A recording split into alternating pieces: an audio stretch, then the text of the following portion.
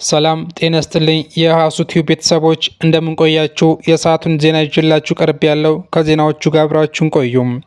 ኖቫክ ጆኮቪች በአድናቂው ተሸንፏል። በሚያሚ ኦፕን ለፍጻሜ የደረሰው ኖቫክ ጆኮቪች ሲያደንቀው ባደገው ወጣት ጃኮብ ሜንሲክ ተሸንፏል። የኖቫክ ጆኮቪች አድናቂ ሜንሲክ ያገኘውን ድል ክብርም ሆኖለታል። በሚያሚ ኦፕን ከ2016 በኋላ ለፍጻሜ የደረሰው ጆኮቪች በተጫዋችነት ዘመኑ ያገኛቸውን የዋንጫ ብዛቶች 100 የሚያደርስበትን አጋጣሚ ሳይጠቀምበት ቀርቷል። ለ40ኛ ጊዜ በተደረገው ውድድር ቼክ ሪፐብሊካዊው ጃኮብ ሜንሲክ የመጀመሪያ ትልቅ ዋንጫውን አሳክቷል። የ19 ዓመቱ ተጫዋች በዓለም የቴኒስ ደረጃ ሰንጠረዥ 54ኛ የተቀመጠ ሲሆን 20 ዓመት ሳይሞላው ለዚህ ክብር የበቃ 10ኛ ተጫዋችም ሆኗል። የ37 ዓመቱ ጆኮቪች ከጆሚ ኮነር እና ከሮጀር ፌዴረር በመቀጠል 100 ክብሮችን ያሳካ ሶስተኛ ተጫዋች ለመሆን ሌላ ውድድር ለመጠበቅም ተገዷል።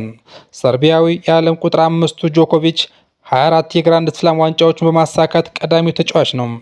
በሌላ በኩል በሴቶች በተደረገው የሚያሚ ኦፕን ፍጻሜ የዓለም ቁጥር 1ዷ አሪያና ሳባሌንካን ጆሲካ ፔንጉላን በማሸነፍ ሻምፒዮን መሆኗንም ተገልጿል።